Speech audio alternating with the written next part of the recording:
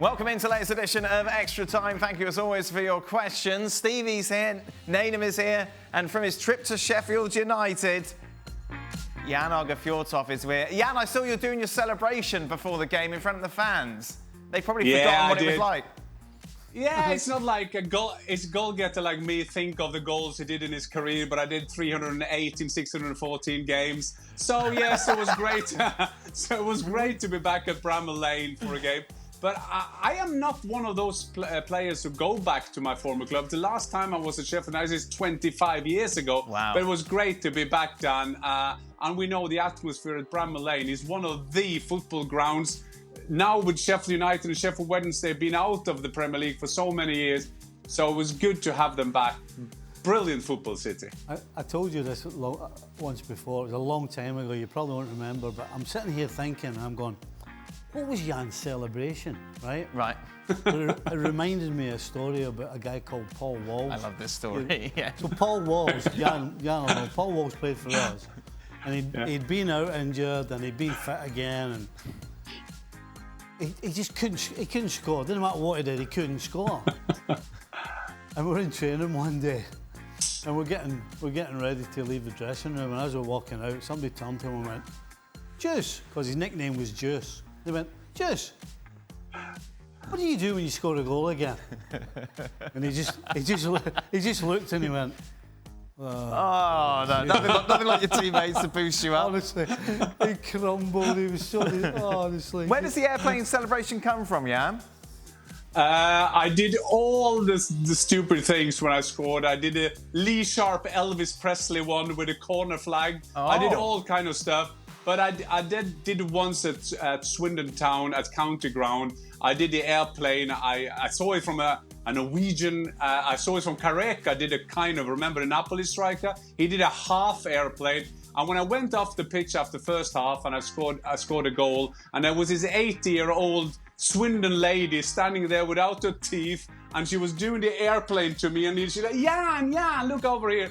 And I thought, if it's good enough for 80-year-old, it's good enough for me. Beautiful. Very nice. Nedum, when you scored that fluky goal at Stamford Bridge, I don't remember a big celebration.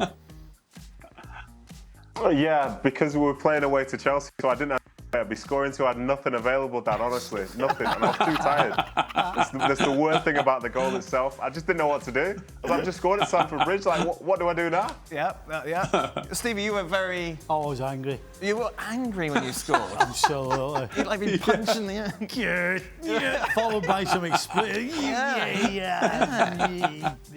It wasn't a happy moment. No, it was anger. Yeah, anger. Every time, every single time. Okay, all right then. Why, Dan, why? Why keep ignoring my brilliant questions day after day like you ignored Darwin's obvious world-class footballing ability? Just to say again, I don't choose the questions, and I've never doubted Nunez. Never, Stevie. Yeah, right. That's why as soon as he scored, I wanted you in the room. I know, swearing at me. I was like, I called you. You did call me, yes, as expected. Yeah, I was expecting that. But there we go. So he starts now, yeah? It's all good with the world. He should.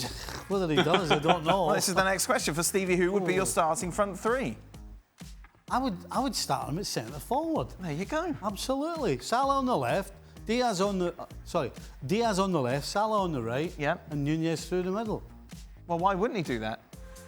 He's got rested. Well, it's like Phil Foden. He's got rested for a big season. He doesn't trust him. He doesn't trust him. It's quite simple. He doesn't trust him as his main number 9.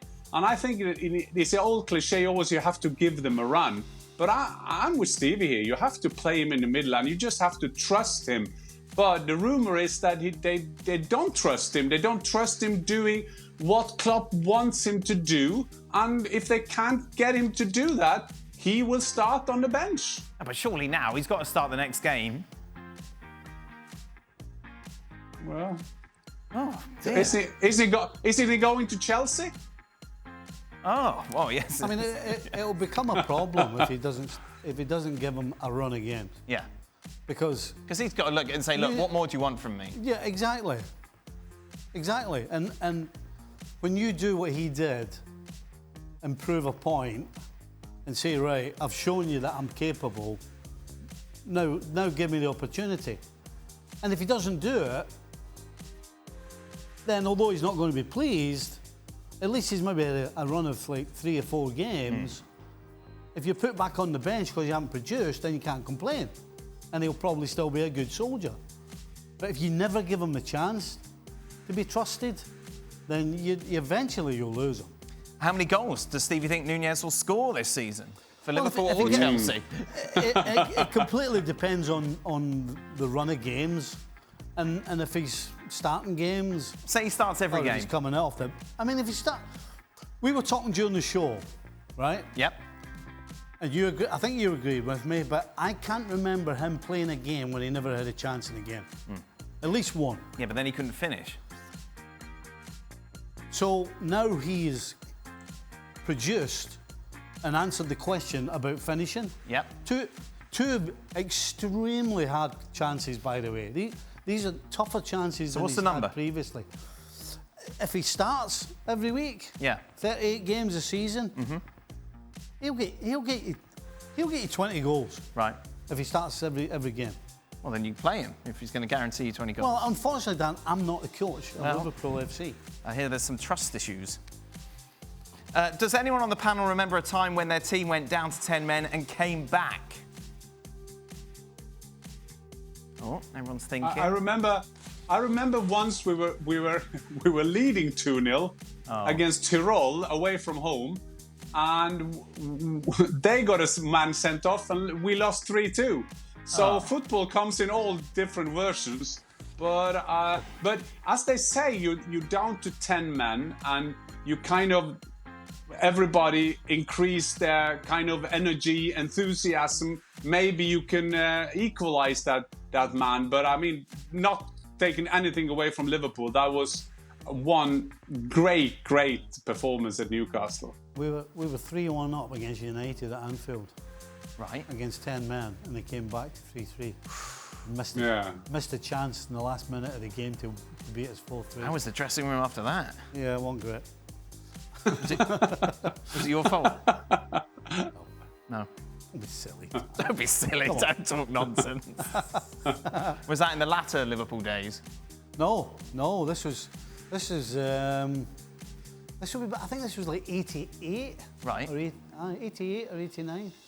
Yeah. Before we hadn't won the league yet. United. Yeah. This was Bruce Pallister. Wow. Erwin. Gibson. Remember Colin Gibson? He got sent off, left back, hacked me down. Oh really? You were the victim. I was the victim. Oh, you sold it. That's the first time he's been a victim. Yeah. What about you, Nedum?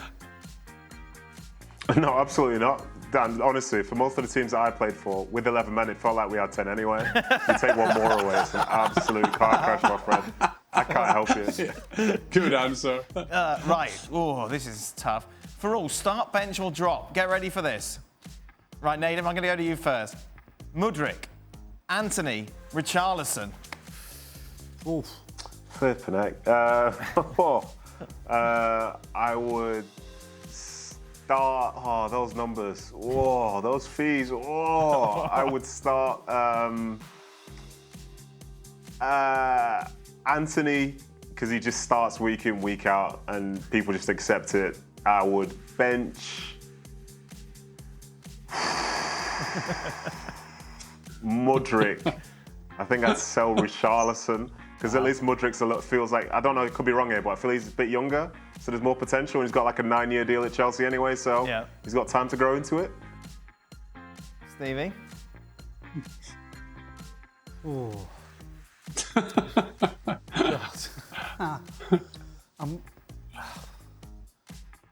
Wow, that's a tough one.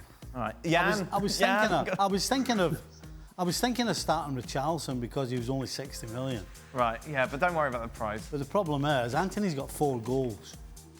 And this is the last 2 Premier League seasons. Is it? Yes. Oh my goodness. It's not this year. I'm afraid it's going to have to be Antony, Richarlison, and then Mudryk. Really? Mudryk seems like he's like a 16-year-old that comes on and you'll go, oh, this guy's going to be great. Right. But then and actually turns out to play like a 16-year-old. Well, not a good 16-year-old. No. Jan? I was just sitting here hoping that one of them would be suspended when he came to me. But remember when Mudryk came on against Liverpool and everybody said, yeah, he's fantastic. Yeah. And you just now you just feel that the reason they signed him was because Arsenal shouldn't get him. I will start with Richarlison because I think that Harry Kane is gone. He need to run to show that he can score goals. He's a Brazilian striker playing for his national team, so we'll get him in. And I think that Mudryk will be on the bench. And I think that Antony should have a rest for the time being now. Oh, yeah. He should think through his game, how efficient he is, and so on. You mentioned this kind of similar to what you discussed last week. For all, 16-year-old Lamine Yamal was Barcelona's best player. He was fantastic today. Did you ever experience a young player coming into the squad and instantly making the team better? You talked about playing against Mykhailo, didn't you, in the reserves back in the day? Oh, yeah, I have one. No? I have when one. Maka came up? Aye. No, yeah. No, Yeah? yeah. Oh, actually, no, him, man. Fowler as well. Fowler, Maka? Yeah. Yeah. No, you're right, Dan. Both of them absolutely changed. Maka and Fowler carried Liverpool for a good 6-7 years. Right. I mean, That's when Dom was there, yeah? Messing everything up. Aye, pretty much. So, yeah, no, they made a huge impact. Yeah. Jan? Yeah, I was team manager for Norway when we picked Martin Ødegaard for the national team. He was 15. 1-5. Are you trying to take credit for Odegaard here, Jan? No, I'm just taking credit and a name drop that I was team manager for Norway. But we took him on, and it was quite interesting. Nothing. Team manager, not the national team coach. The boss isn't. No, the national coach. I was a team. It's like it's an ambassador role, isn't it? It's like the king and queen. No, it's not an ambassador role. Keep it out of the ambassador role. What did you do, Jan? What's your day today? I spoke with the clubs, I supported the national coach, and we picked Martin Ødegaard. But anyway, Martin Ødegaard came into the national team. Well done, coach. Yeah. But Martin Ødegaard came into the team as a 15-year-old, and he made his debut for the national team. And it was so funny because the way he played, every other player just gave him the ball. And he was 15, he was running the midfield. So sometimes when you have that kind of talent, it doesn't matter how old you are. It's just something about charisma. You give them the position. Why aren't you the team manager anymore, Jan? Because I want to keep my hair. Don't want grey hair. And I don't want to be a team manager anymore. I've been there for the national team. I've been there for my club Lillestrøm in Norway. Oh. It's so good not to be a team manager. Yeah, well, it's that ambassador role. Stressful. Nedum? Yeah, so I've got two. The first one was probably, as you've probably heard the wording, when Michael Richards burst onto the scene at 17. Right. You know, within a year and a half, he was playing for England. I think it was England's youngest ever defender. And the other one was Ebere Eze at QPR. We were literally a mid-table championship team. And then this kid had been released by a few clubs and he arrived at us. And we were like, what is he doing here? And then in the space of 2-3 years, he's an England international. So I'd probably say those two. Final question, Jan. It's been a while. Oh. For Jan, at the Track World Championship, Antonio Watson ran the 400 metres in under 45 seconds. My question is, how many times could he lap you before you actually finish your 400-metre race with the fish? Well, as I've said before, this is not me anymore. This is not me anymore. I love athletics. I've been inspired. I train all the time. Right. Hey, Andy went before the gun. Yeah. Was it a false start? It was a false start. Oh, what? Well, he needed those extra metres to beat the fish. I can't believe it. They must feel at ESPN, Jan is on today, we can get a fish out again. Oh, yeah, most definitely. Nedum, weren't you training for 100 metres veterans? How's that going? Yes, I am, yeah. I'm really masters, yeah. I've actually got a race tomorrow, Dan, so I'll let you know about it on the next show. What's your time? Race tomorrow? What are we looking at? What would you be satisfied with? Currently, It's not great, but currently it's 11-6, but I'm planning on going a bit lower tomorrow. What do you mean not great? It's being modest, isn't it? It's not bad. How old are you, Nedum? 45? That's all right, isn't it? Listen, speak for yourself, my friend. I'm 36. Wow. Oh, he's only Those 30. QBR days aged you badly. Dan, don't do this, Dan. Don't do this. Don't do this. Don't do this. I think that's it. We are done. Thank you very much, everybody. We'll be back here tomorrow from... Oh, we're going to show it